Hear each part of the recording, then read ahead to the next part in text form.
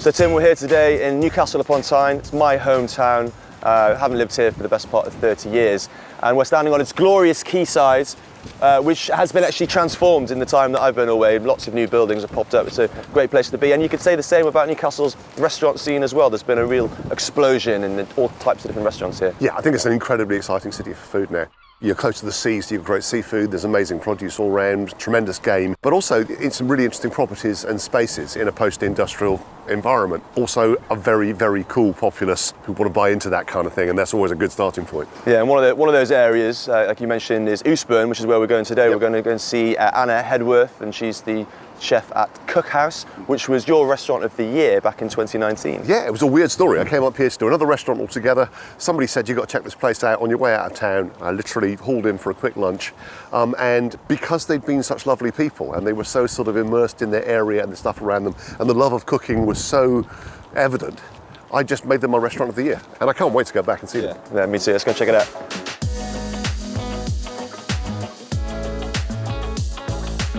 Anna. Hello. Hi. Good to see you. See you. Nice to see you again. Yes, nice to see you. Hi. Oh, nice to meet you. How are you doing? All right? Come in. So Anna, you started out as an architect. Yes. How did you end up here? I have always had a good interest in kind of design and interiors and architecture, and art was the thing I was always interested in. But then I realised when I kind of got into the job of being an architect, when actually you realise that it isn't all drawing lovely pictures and making mood boards, and that you are just mainly telling builders what depth of insulation to use. So in the back of my mind, I was always kind of looking for the other thing that I could do, but I didn't know what it was. Although I was cooking all the time, that's the thing I was actually doing. And I'd started doing little projects on the side. So I started a very small food market, started doing little pop-ups. And then from there, once you got that validation, then you went to the shipping containers, is that Yes. right? Yeah. So it was 2 shipping containers, a lovely space, and it was really simple. I did everything. So I washed up, served and cooked. And every day I would just make an amount of stuff, like lovely big salads,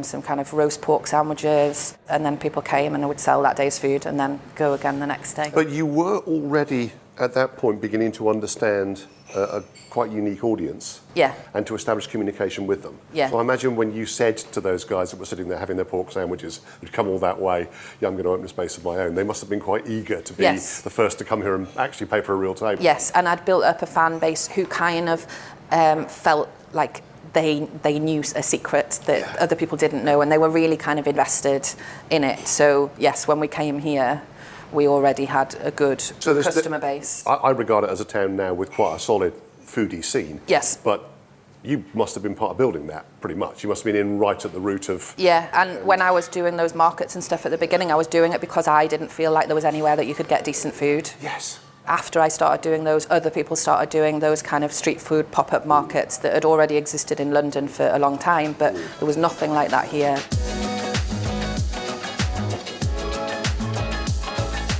So when did you actually end up opening Cookhouse? We opened here in 2018, December. Wow, so basically just over a year before the world shut down. What was that like? Well, we had a good run, I think just over a year, and then everything ground to a halt, which was very stressful. Yeah. So now, how is it looking at the moment? I mean, costs, food costs, power costs and that kind of thing, is that hitting you hard? Yes.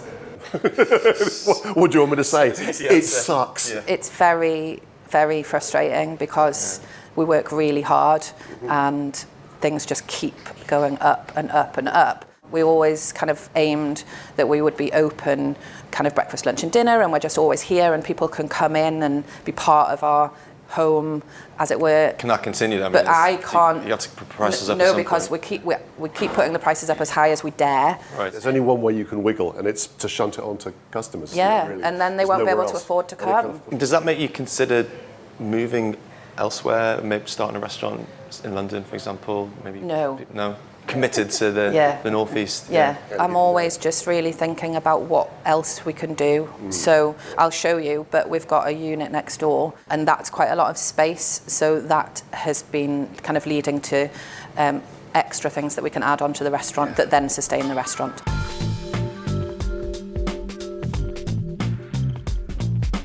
So this was additional space for the restaurant, but it's almost too much space. So we wanted to take advantage of that and also kind of share the knowledge that we have when it comes to things like pickling, preserving. So we hold little classes in here about once a week. We get like 10 people around here, and then they come in the morning, and then we'll make some cold pickles, some kimchi, some hot pickles, and they're insanely popular. I was going to ask, I mean, I adore pickles. It's kind of hard to imagine there'd be the demand for a pickling class in the northeast. They but obviously honestly, they sell out in minutes. Wow. Really, really popular. But I notice also this would function as a full prep kitchen. Yes. You've got a truck door there. Yeah. I mean, you could basically So we you could cater for 200 and get it into a van and get it out of here Yeah. without disturbing the restaurant at all. Completely, which is brilliant. So we've done that's solid, like weddings, outside catering, where exactly that. Everything's done in here, and it just goes straight, and you don't have to even bother anyone who's trying to serve lunch or whatever in the restaurant. I think the fact that you're selling out these pickling classes, I mean, that must really sort of validate your commitment to the region, right? Yeah, I mean- yeah. And I want to kind of expand that education side of what we do, getting people in to do talks, demonstrations, classes, because there's a huge wealth of knowledge in the Northeast of people doing really interesting things, and to get them and also people from outside of the region to come in. Has it And become like a foodie tourist destination almost? well, it's in its infancy, but that's Potentially, what I would like. The other thing I've just noticed is the one piece of equipment that's running in here is an oven running at an incredibly low temperature for an incredibly long time. There's something slow cooking in here and it smells gorgeous. Yeah, there's quite a lot of lamb shoulders in there, I think. Whoa, talk me through this lot. Because we work with local farms a lot, often they'll have too much of something and they want us to use it as much as You're vice versa. catching the glut, So yeah. Millions of pickled onions we've got. And pickled Hexhamshire turnip. That's bonkers. I didn't even know Hexhamshire existed. Candies, jellies, sweets. Some of your product is packaged as if for sale, is that right? Yes, so some of it we'll sell in the shop, in the restaurant, so people can kind of have things that were on the menu to take home. Talk me through your rack at the back there. What is all that stuff? So, I mean, probably the most popular is the simple lemonade. We serve it still or sparkling. Yeah. We've got just a soda tap, and then all of the soft drinks are simply cordials that we make. Okay, so I've got to try a cola. I mean, the idea of somebody actually making this from scratch is quite insane. Where did it come from? We've had this on the list for a long, long time because when we first started, we just had lemonade, and it was the only one we had. And then we decided that it was, because it was so easy to make, we will branch out. So we said we'll give cola a go, and at the start it was a bit daunting because there was so many ingredients and it was kind of a lot of time to make it. But actually you can make it in a vast quantity. You make a big batch.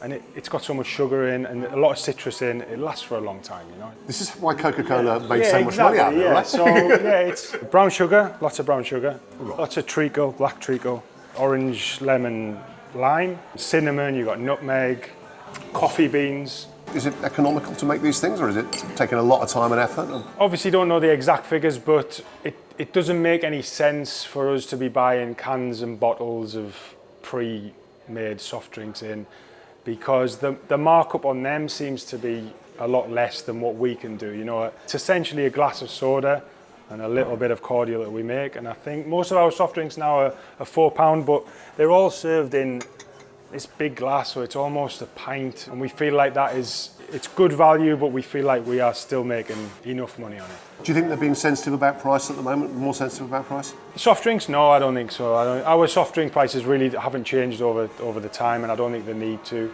At the moment, there is a fine line of us putting our prices up or keeping them as they are, you know, because if we put them up, we kind of jump a bracket, and the next bracket is the expensive restaurant bracket. And we don't want to be there. We don't want to be in the expensive restaurant bracket. Again, we're lucky that we print our menus every day. If an ingredient shoots up in price, we're not going to serve it because we can't make it affordable. So in general terms, do you think money's tight up here at the moment? Over this last year, we've seen a drop off, definitely at lunchtime, but actually dinner times haven't changed much. But you can definitely see that people are not having that extra drink. I think you can see that.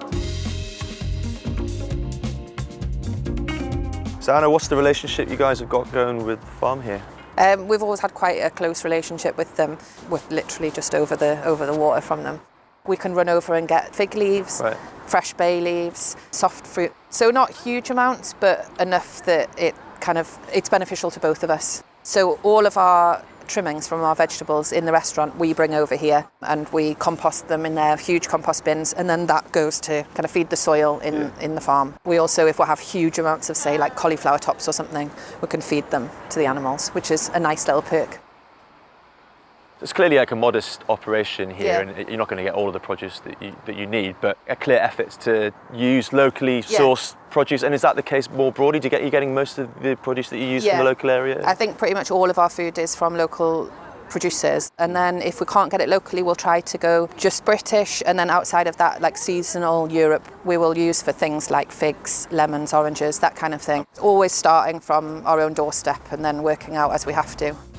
I remember the Eastbourne area reasonably well because a friend of mine used to do band practice in one of the studios. Up there, they're all studios. Yeah, that's right, yeah. And there wasn't really much here apart No. from the studios and a couple of pubs. It's really transformed It as has, well. yeah. It's really nice. I used to come to this farm when I was little, and this was literally just mud and a cow. But now this is like in a really amazing place that people kind of take advantage of every day. There's shops, there's makers, there's artist studios, there's loads going on down here when it just was a bit of a wasteland.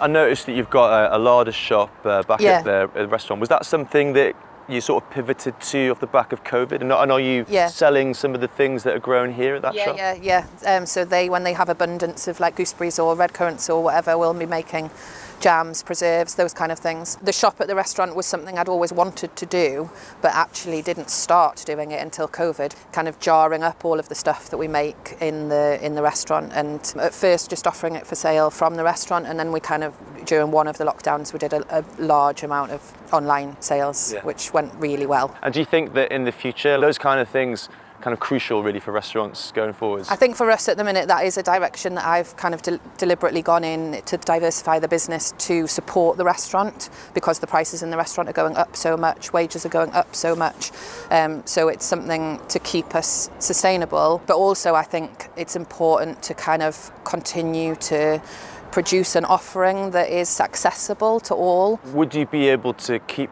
prices as relatively low as you have been able to without those other parts of the business? Do you think if you were just a restaurant, I mean, how much more difficult would things be? Yes, but it's becoming more and more difficult. And then I think going into next year, it will still be difficult. Yeah. We're especially like wage increase in April, and it's going to be testing again.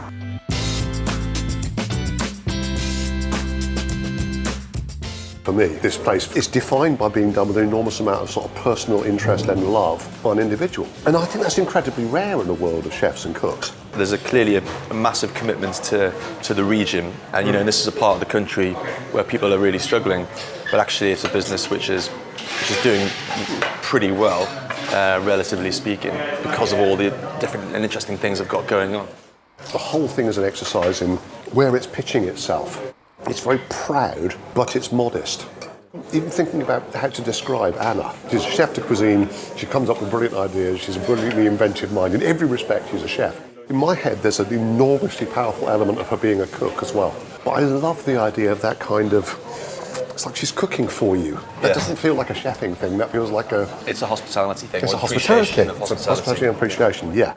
She talks about the business like it's an extension of her own cooking for friends and for people. And it's almost like no matter how little money there is, she'll still want to do that and people will still want to respond to it. If that's something you can only do in small towns, then that's a bloody good thing, isn't it, surely? Yeah, I mean, she wants to stay here, she's committed to this region, and I think the people here appreciate that. And she's almost kind of built up a following, become part of the fabric of the city. I was really struck by the refusal to fail with the bolt-on businesses that are really kind of helping this place thrive. She's got the shop, she's got the weddings, and unbelievably to me, as somebody who lived up here for the best part of a couple of decades, she's running classes on how to pickle things. I'll raise my pickle today. You raise your damn pickle at me, young man.